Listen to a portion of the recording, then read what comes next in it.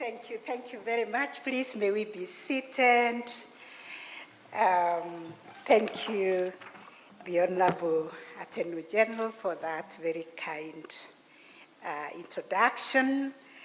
Thank you, our very special guest this morning, read by our Honorable Deputy Speaker. Thank you, our CS. Thank you, all the speakers this morning, our very, very distinguished guests. I recognize all of you for being here and the work you do to make the wheels of justice move. A very good afternoon, everybody. Oh, wow, we are so honored to have all of you and for the wonderful, wonderful speeches that underscore the need for our continued collaboration in the quest for justice. As I sat there, I wondered, what am I going to say? Because our special guests have spoken to the topic and to the need for us to continue working together. And we have come a long way. I've been in this space now for 39 years, and I know we used to really operate in silo. The judiciary alone, the police alone, the DPP alone, the AG alone, and how it was difficult because we kept on blaming each other when things did not work. We never even came to celebrate when things worked.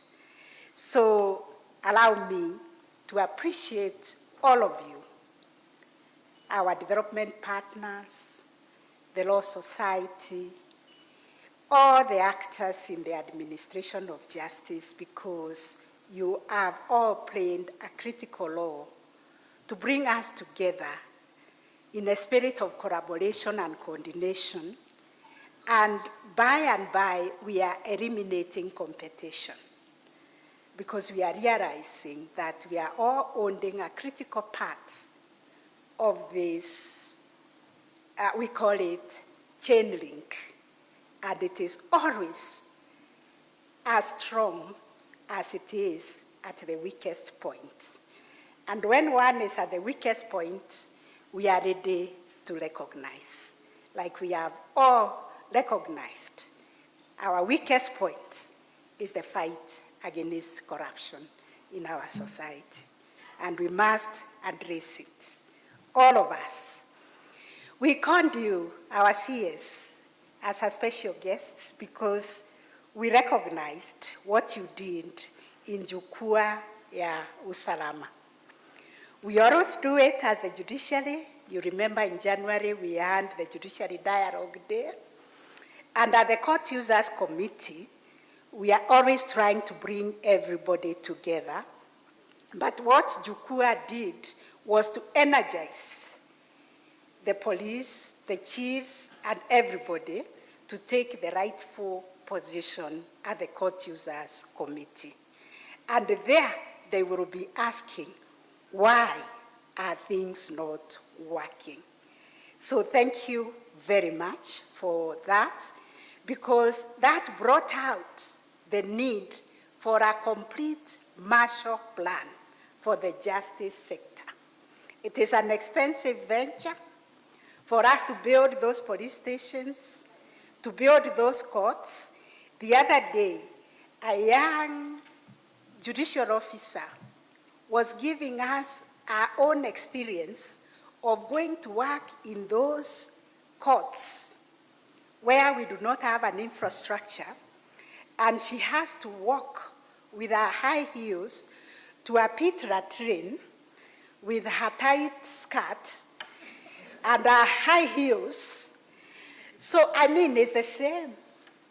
So we need this infrastructure, both for the police stations, for our prisons, and for our courts. So allow me to adopt and write on the protocols and say to all of you, thank you for taking time to join us to launch the 2 landmark justice sector documents that define our collective achievements and strategic direction of our justice sector. We agreed along the way that we are all champions of justice, that everybody wants to experience justice, and therefore it is a common good. The Administration of Justice in Kenya Annual Report 2024-2025 and the Monitoring, Evaluation and Learning Guiding Framework for Kenya's justice sector is a contribution and a journey we have all worked together. I want to thank the committees of NCAJ. You have been thanked before, you have been recognized, but this is really your effort because our secretariat is very thin. I've never seen a secretariat that is so thin on the ground in terms of human resource capital and also financial capital, but it is able to deliver so much. Let us really appreciate these committees and our secretariat for coming up with many, many documents, including what we are launching today, which embody our commitment as a justice sector to accountability to the people of Kenya and our quest for continuous improvement in service delivery. As we sit here, we should always remind ourselves we are the apex. At the grassroots level, the court level, we have the Court Users Committee that mirrors exactly the people who are seated here. And we must work hard and ensure those court users committees, like the CS has recommended, should work with the Attorney General's kiosk for legal aid, and we must render justice to our people. Because that is what is required of us by our Constitution, that the justice system must be accessible, it must be transparent, accountable, and anchored under the rule of law. This is the vision also of the NCAJ that aligns with Kenya's Vision 2030, including the Sustainable Development Goals, especially goal number 16 on peace, justice, and strong institutions, as well as goal number 17 on partnerships. AG, this approach also encompasses your bottom-up approach vision of the government, because this is the vision of the government, that looks at the people on the bottom, the people on the lower hand, and seeing how can we ensure they too access justice? How can they be uplifted? How can they live a life of dignity? So for this, we are all together, because what we are looking at is a framework that reminds us that we must be fair, we must be inclusive, and we must be accountable so that we can maintain social stability and we can promote economic growth and foster sustainable development. CS, I'm not afraid of meeting anybody because I'm well grounded under the mandate that I execute as the Chief Justice. The Constitution of Kenya tells me about the separation of power, reminds me of the oath of office I have taken, and everybody, state officer, including the president, has taken an oath to protect the Constitution. So I'm not scared of any meeting or meeting anybody, because I cannot be compromised. I've always said my independence is not like corona, so that when I meet with the people, they will be infected or they will infect me. We are going to be speaking about the administration of justice, what it is that we can do to strengthen the cogs of justice and the wheels of justice. So anytime, please call us for that meeting as NCAJ. We will come with our agenda, and we will even want to share these reports with the executive, with the legislature, and with the entire Kenyans. Meeting to discuss the administration of justice or the development of this country does not mean compromise. So, for us, we have to continue with this partnership between all the actors, state actors and non-state actors, as well as our development partners in prioritizing justice delivery as a driver of societal development, peace, and security. I meet everybody. I've met development partners, and they have told me they are here to represent the interests of their countries. And none of them is here to report on a failed state. They all want to report on success. So they have come to support us so that Kenya can be a success story.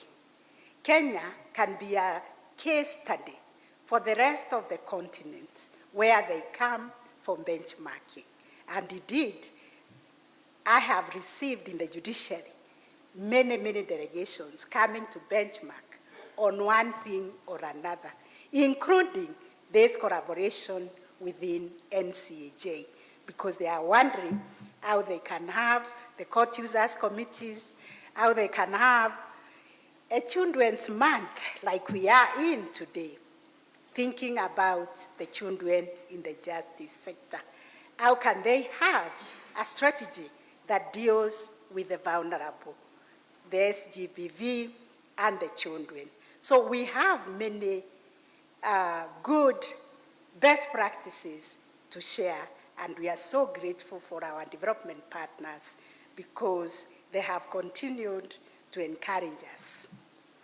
So among the notable achievements for the last financial year was the development of two pioneering frameworks that advance integrity and sustainability within the justice sector.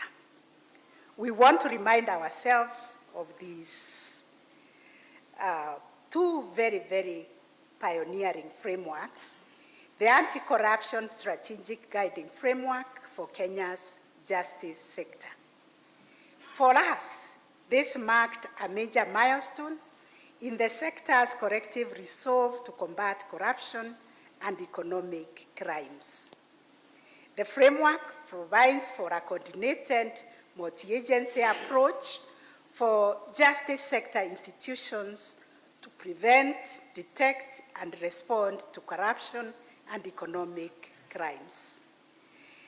This guideline aligns with the National Anti-Corruption Agenda and seeks to strengthen the integrity of our institutional systems, to enhance transparency and accountability in the justice delivery, and promote ethical leadership across the sector. Through this framework, NCAJ has reaffirmed that justice institutions must lead by example in combating corruption and upholding integrity as a means of enhancing public confidence in the sector. I am always asking myself, what can we do to stop Kenyans from giving a bribe? Because we have laws that criminalize corruption, bribery, and all that. We need a national conversations with Kenyans so that we can come to an agreement in one accord that Kenyans are not going to give a bribe, and when they are asked for a bribe, they are going to report it as a crime. My mind goes back to when, in 2003, I think, when the NAC government came into power. And Kenyans themselves took it upon themselves to arrest those bribe-asking police officers on the road. And how I yearn for such a moment when Kenyans themselves will say no to corruption. So we, as the justice sector, must also implement that guideline and say no when they bring to us a bribe. That is what we are trying to do as the judiciary. It's a difficult conversation, but I have told the courts, before you start a session, have a daily briefing, and part of the daily briefing is to tell the members of public that this is a no corruption zone, and what it means is that the judiciary is implementing a zero tolerance to corruption, and no one is supposed to give or ask for a bribe. And because we know there are so many brokers who hover around the court, saying they have been sent by the magistrate, they have been sent by a judge, it reached a point where they even sit in court, and they already know the defendant and the plaintiff, and they approach both of them to give them money so that they have a favorable decision. And whichever way it goes, if it goes for the plaintiff, they return for the defendant. If it goes for the defendant, they return for the plaintiff. That is how low we have sunk as a country. And therefore, colleagues, ladies and gentlemen, we have to say no to corruption. We have to cleanse our institutions and say we are all implementing a zero tolerance to corruption. The second strategic guiding framework that we launched this year was the greening the justice sector, and thank you, Correctional Services, for what you're doing. Thank you, everybody, in what you're doing to preserve our environment, because it underscores the justice sector's recognition of environmental stewardship as a pillar for justice and as a connection to our future generations. It seeks to mainstream climate consciousness, sustain resource use and eco-friendly practices in our operations as actors in the justice sector.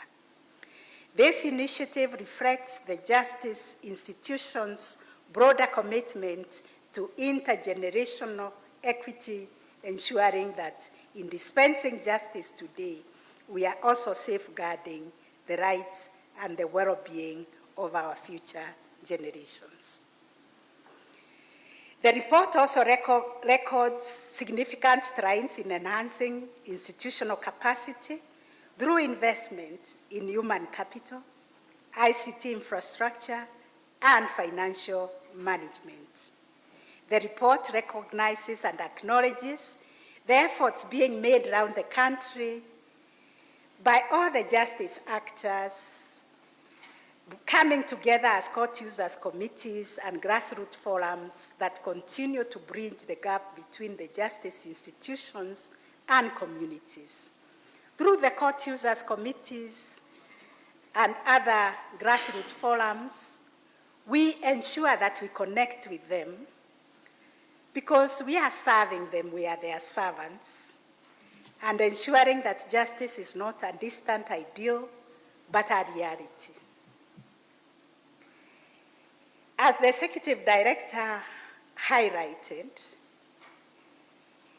the annual report has identified numerous strategic priorities for the year 2025-2026, because for us in NCAJ, we look more into the future. For us to effectively implement these priorities, we are delighted that we are also launching the monitoring, evaluation, and learning guiding framework for our justice sector. Since inception in 2011, the NCAJ has developed, disseminated, and implemented diverse policy, legal, and administrative reforms. However, despite the progress we have made in this reform arena and the coordination of the justice system, one of the challenges has been determining and measuring the impacts of these efforts on the society. We have done all this, but how has it changed the ordinary mwananchi, the ordinary justice seeker? What difference has it made? In the judiciary, we also ask ourselves that question, Honorable CS, how are we impacting positively to the society? How are our judgments and rulings changing and helping our society remain on the trajectory of ensuring there is rule of law, security for everybody? So our monitoring and evaluation running guiding framework represents a cultural shift towards evidence-based decision-making, performance tracking, and adaptive learning within the justice sector. By institutionalizing this monitoring and evaluation across the justice sector agencies, we will ensure that progress is not left to perception and rhetoric, but will be anchored in measurable outcomes. And for us, this is a significant step towards rebuilding public trust. Long are the days when we end on independence of the judiciary, on the decisions that we make. That independence is spoken in the same wording and sentence. It goes with accountability. So looking ahead to the year 2025-2026, we at NCAJ remain committed to deepening reforms and consolidating our achievements and working together to support each other. We have very little resources in the judiciary, especially for legal aid, for our pro bono briefs. But Honorable Attorney General, we have said we are ready to give you that budget, which comes to the judiciary, so that you manage the pro bono, the legal aid services also in the judiciary. Because we appreciate that is your mandate. We just came in to fill in the gap when the legal aid was not working. Now that you have operationalized it, please, CRJ, transfer that budget to her and let her administer pro bono and the entire legal aid services, because that is your mandate.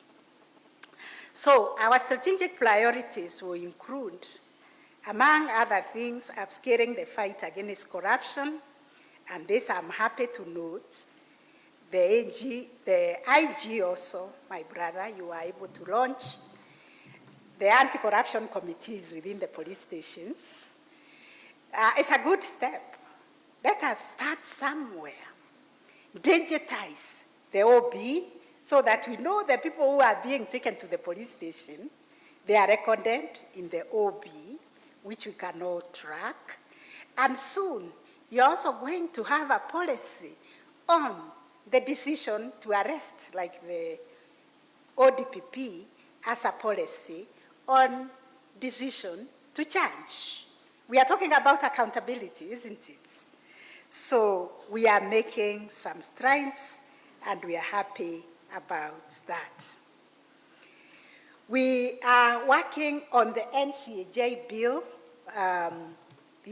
Madam Deputy Speaker, and I want to thank Ms. Jedida Waroyo, who has helped us to fast-track that bill so that NCAJ can stand on its own.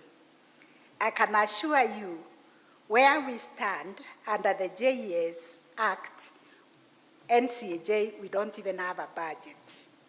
The little budget you give to JSC to run the entire JSC is divided between JSC, NCAJ, and Kenya Judiciary Academy.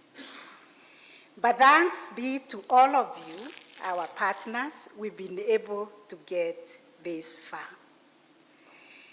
Madam Jedida Waroyu has worked very hard with the committee that is looking at the NCAJ bill.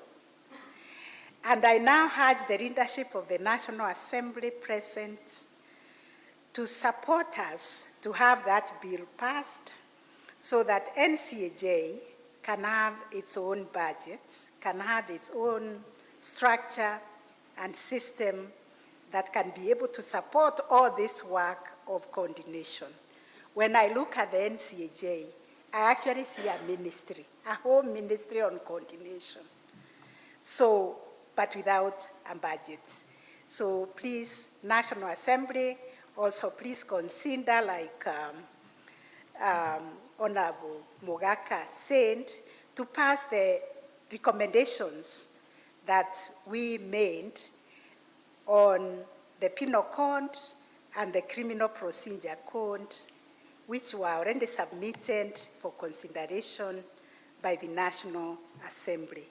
This will help us. I don't want to go there. You all highlighted. These are colonial relics carrying some of these offenses which are so burdensome to us as a country and also to the people of this country. So as we move forward, we will continue to enhance digital integration. We will continue to promote interoperability of ICT systems. We are willing, as we accommodated Wadirifu and our ODPP, we are willing to accommodate the Attorney General and even the police, the prisons, and everybody so that we can harness our data to facilitate coordinated, efficient, and transparent justice processes. I also urge all the justice sector institutions to enhance their own M&E functions for effective implementation of this sector's guiding framework. Fortunately, the guiding framework tells us what we need to do in each of the sectors. And to conclude, our collective vision is to nurture a justice system that is people-centered, that is transparent and is transformative. One that upholds the rule of law, protects rights and freedoms, and contributes meaningfully to national unity, peace, and prosperity. This is indeed the essence of a justice system that is provided for in our Constitution and has been reinforced by our strategic and global commitments. I take this opportunity to express my deepest appreciation to all the NCAJ member institutions, the NCAJ Secretariat, the working committees, the court users committees for their handwork and collaboration. We were criticized one time that NCAJ is heavily leaning on the judiciary, but we welcomed everybody. That's why we have the DPP as the vice chair, and we have the council members who are ends of the institutions. But this is by the design of the Court Users Committee that is run by the judiciary that generates all the issues that we deal with. At NCAJ, we always say the more the merrier. Everybody is welcome at the NCAJ. And as we move forward, I urge all the justice sectors and actors, both state and non-state, to sustain this momentum. Let us continue to resource and implement the priority programs outlined in the report and also in the MEL framework we are launching. Let us also embrace innovation, learning, and shared responsibility as we work towards a justice system that reflects the aspirations of every Kenyan. I thank all of you for your unwavering dedication to justice, and to the people of Kenya for giving us this opportunity to serve them and be of service to them. May our shared efforts continue to build a just, peaceful, and prosperous nation. I thank you all, and God bless you.